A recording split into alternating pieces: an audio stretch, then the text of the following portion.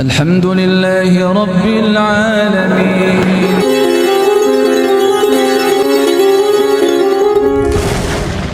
Sedikit-sedikit kok bid'ah, sedikit-sedikit kok bid'ah. Berarti sampean pakai songkok itu juga bid'ah. Sampean naik sepeda motor itu juga bid'ah, naik mobil itu juga bid'ah. Bukan itu yang dimaksud, itu adalah bid'ah dalam hal baru di dalam urusan beribadah.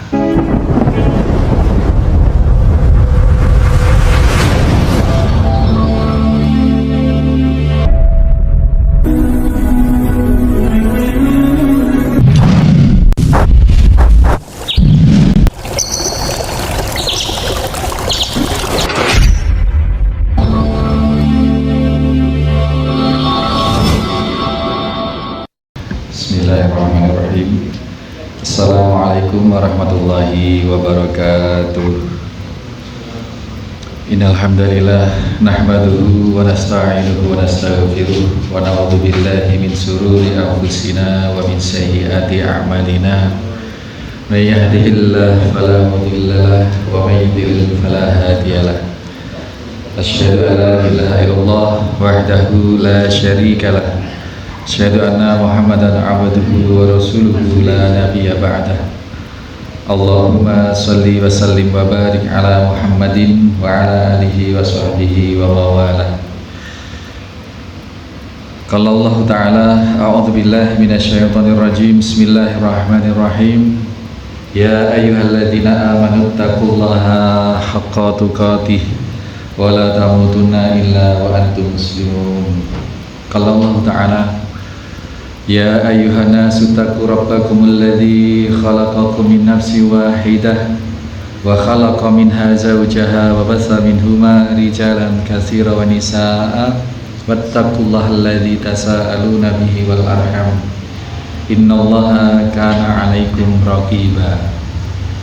Ya ayyuhalladzina amanu taqullaha wa qulu qawlan sadida yuslih lakum a'malakum wa yaghfir lakum dzunubakum wa may yuti'illaha wa rasulahu faqad faza fawzan 'azim. Fa innal astaqal hadits kitabullah ta'ala wa khairal hadi hadi Muhammadin sallallahu alaihi wasallam wa sharral umur muhdatsatuha. Fa innal astaqal hadits, bahwasanya sebagus-bagus kisah, sebagus-bagus ungkapan adalah yang dari Allah Subhanahu wa Ta'ala, adalah Al-Quranul Karim. Al-Quran itu adalah rangkaian kalimat, rangkaian kata yang di zamannya, di zaman Rasul diutus itu, bangsa Arab Quraisy itu sedang gandrung atau sedang tren-trennya pinter-pinteran, canggih-canggihan bersyair gitu, bersyair. Maka Allah menurunkan risalahnya, ajaran Islam itu melalui baginda Nabi Sallallahu Alaihi Wasallam juga melalui pendekatan syair, melalui pendekatan kalimat-kalimat yang indah gitu. Kalau zaman Nabi Musa alaihissalam itu tren-trennya sihir kan gitu. Pokoknya semakin orang yang pinter sihir itu semakin tinggi kedudukannya di masyarakat. Nah, maka Allah dalam menjawab atau melawan atau ngelehke gitu boleh wong. Napa Pak Haji Rebo, ngelehke itu, ngelehne itu maksudnya dudohnya bahwa ini loh, kamu itu bukan siapa-siapa, tukang sihir yang bisa melempar tali-tali menjadi ular gitu. Allah ingin menunjukkan bahwa itu tidak ada apa-apanya, sehingga Nabi Musa alaihissalam diperintahkan seketika itu untuk melemparkan tongkat. Maka tongkat itu menjadi ular besar yang memakan ular-ular kecil. Nah, Allah Subhanahu wa Ta'ala bukan ingin sombong-sombongan, tetapi ingin sedikit menunjukkan bahwa Allah itu memiliki kekuasaan. Dikala bangsa Arab pinter-pinteran, tren-tren sedang trennya membuat syair-syair, itu. Kemudian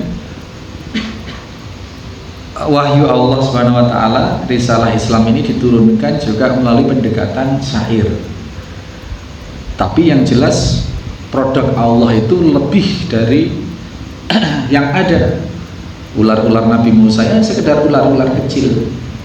Tapi ketika Nabi Musa diperintah oleh Allah melemparkan tongkat, yang menjadi ular yang lebih istimewa, yang bahkan bisa memakan ular-ular yang kecil.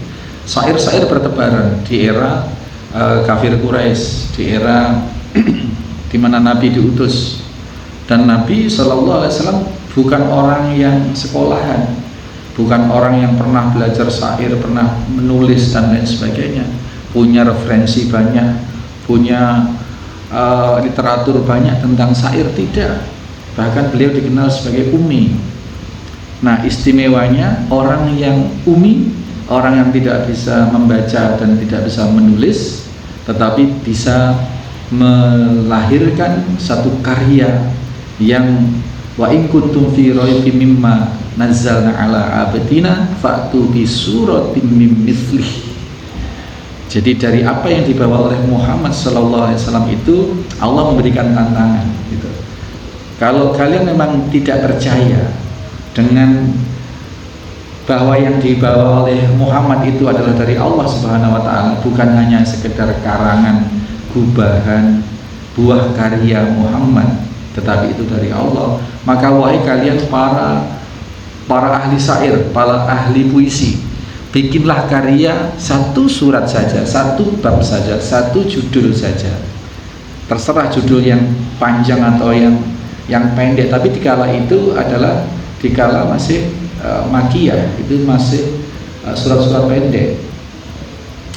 An-Nas, Al-Ikhlas, itu Al-Kautsar, bahkan hanya tiga baris atau tiga kalimat. Kalau ingin memang tidak percaya, ayo silahkan bikin tandingan syair yang seperti itu, kualitasnya, keindahan kosakatanya, susunan sastranya, tidak ada yang bisa. Dan sudah Allah menyatakan tidak akan ada yang bisa.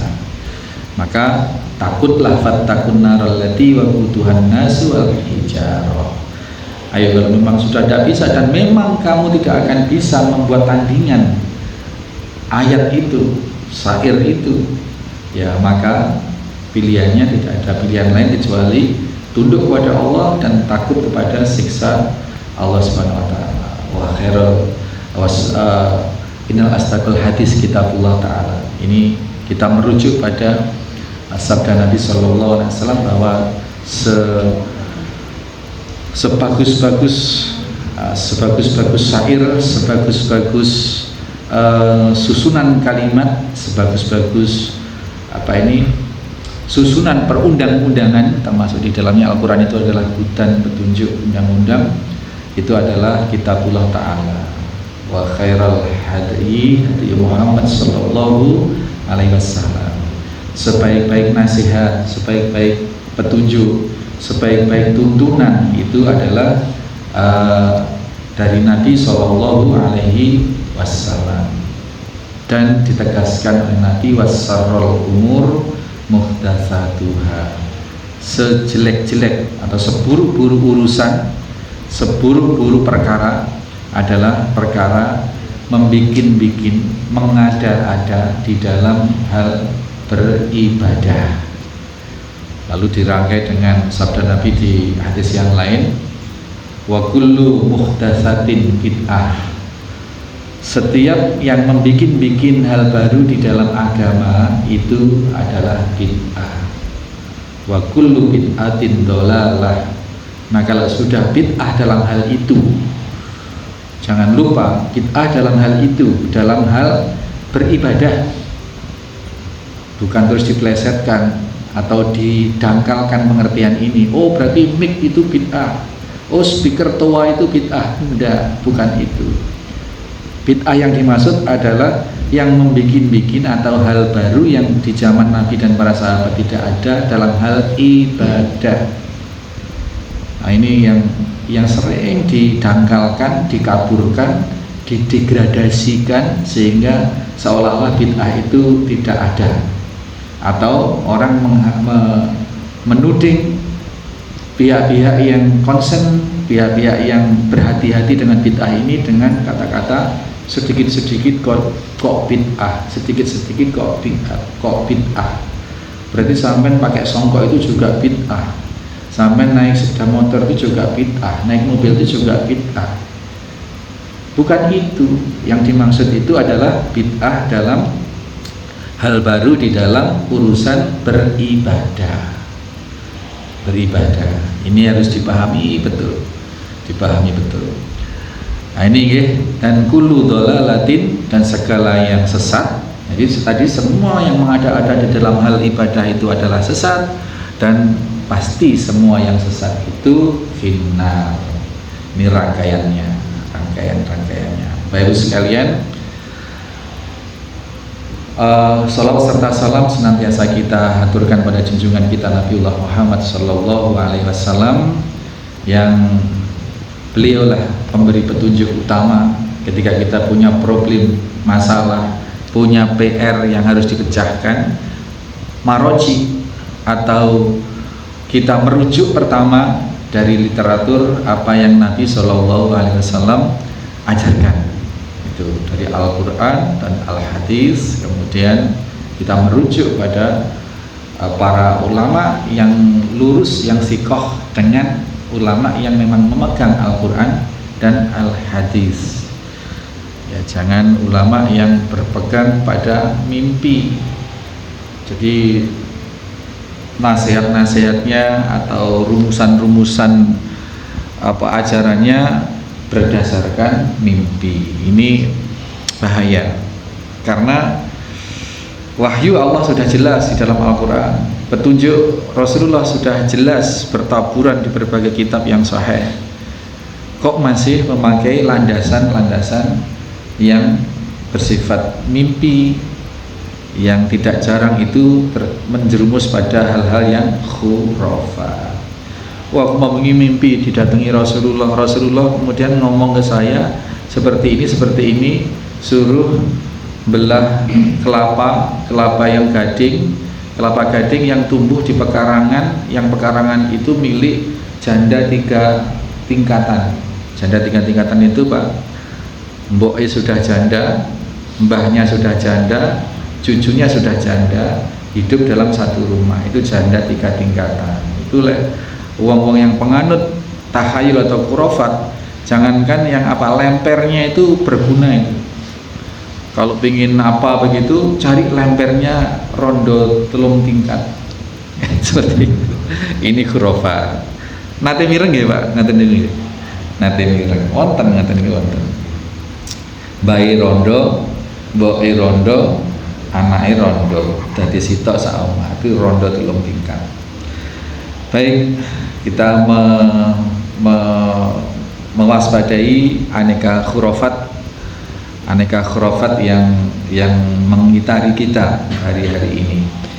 Kita ke hadis berikutnya, hadis yang kelima di dalam bab mubadarati ilal khair, bersegera di dalam kebaikan. Al-Khamis, hadis yang kelima, kata Imam An-Nawawi rahimahullahu ta'ala, beliau mencantumkan satu hadis Anas bin Malik ini ya. Anas bin Malik radhiyallahu anna Rasulullah sallallahu alaihi wasallam akhadha syai'fan yauma Uhud. Beliau mengambil atau memegang sebuah pedang, syai'fan di peperangan, di hari peperangan Uhud. Perang Uhud itu, Bapak Ibu sekalian, di antara perang besar yang pernah dialami oleh kaum muslimin melawan kafir Quraisy. Itu di awal-awal Rasul, masih era awal-awal Rasul tinggal di Madinah setelah perang Badar. Jadi di kala perang Badar, di mana kaum kafir Quraisy itu kalah total, para petingginya banyak yang mati di dalam perang. Badar itu kemudian tidak seberapa lama orang-orang kafir Quraisy itu menyusun strategi untuk balas dendam, untuk menyerang kota Madinah. Di antara panglima perangnya adalah Khalid bin Walid, para sahabat yang kemudian menjadi sahabat-sahabat utama Nabi Shallallahu Alaihi Wasallam, pendekar-pendekarnya Nabi Shallallahu Alaihi Wasallam. Kala perang Uhud itu masih berada di pihak lawan. Bisa kita bayangkan. Karena kalah di perang Badar, kemudian menyusun strategi rahasia untuk menggempur kota Madinah. Tetapi qadarullah, rencana itu bocor, diketahui oleh Nabi. Kemudian Nabi bermusyawarah dengan para sahabat, bagaimana ini disambut, dengan cara bagaimana. Ada yang mengusulkan perang Uhud ini kita sambut dengan kaum muslimin bersembunyi di dalam rumah-rumah penduduk, nanti menyerang dari dalam rumah memakai panah. Kemudian ada yang mengusulkan lagi, jangan Rasul, kita sambut di luar kota, di perbatasan, di salah satu bukit atau di salah satu gunung. Kemudian ini yang disetujui oleh Nabi dan dipilihlah Gunung Uhud. Dengan sangat rapi Rasulullah SAW mempersiapkan penyambutan musuh itu di Gunung Uhud, di Jabal Uhud. Ada 2 putaran. Putaran pertama kaum muslimin menang dengan gemilang, dengan persiapan yang matang, dengan perlengkapan yang sedemikian lengkap. Nah, tetapi karena ada ketidaktaatan dari sebagian kaum muslimin, Rasul memasang strategi menempatkan pasukan panah itu di atas bukit dengan satu wanti-wanti, jangan sekali-kali turun dalam kondisi apapun, baik kita yang di bawah menang maupun kalah. Nah, tetapi setelah perang berlangsung dan kaum muslimin meraih kemenangan yang gemilang, di sana ada kuda, ada onta, ada perlengkapan perang yang ditinggal lari tunggang langgang oleh kaum musuh, dan sepertinya kelihatannya perang sudah selesai. Maka yang di atas bukit ini, pasukan pemanah ini sebagian besar tergiur untuk turun. Ini kan perang sudah selesai. Yang lain mencegah, jangan. Kata Rasulullah, baik menang maupun kalah kita harus tetap tinggal di atas sampai nanti kemudian dipanggil untuk turun ke bawah. Tapi sebagian besar dari sekian ribu yang di atas itu tinggal hanya berapa ratus. Akhirnya lari berbondong-bondong ke bawah untuk katakanlah untuk berebut atau untuk mendapatkan pembagian ghanimah, harta rampasan perang. Dan ini diketahui oleh Khalid bin Walid, panglima perangnya sana, yang ternyata masih mengintai dari belakang bukit. Lalu posisi atas bukit itu direbut. Orang yang tinggal sedikit di atas bukit itu digempur, dihabisi. Kemudian posisi strategis di atas bukit itu dikuasai oleh kaum musyrikin, dipimpin oleh Khalid bin Walid, dan kemudian menyerang kaum muslimin yang sudah berada di bawah, kocar kacir. Bahkan Rasulullah sampai gigi seri depannya itu patah, dan ada panah yang menancap di helmnya beliau. Ya untung pakai helm, kalau nggak pakai helm habis insyaallah. Di helmnya beliau itu ada panah yang menancap di pipi helm, helm perang. Sampai Sayyidina Hamzah, sahabat utama dan paman Nabi, juga meninggal di peperangan Uhud.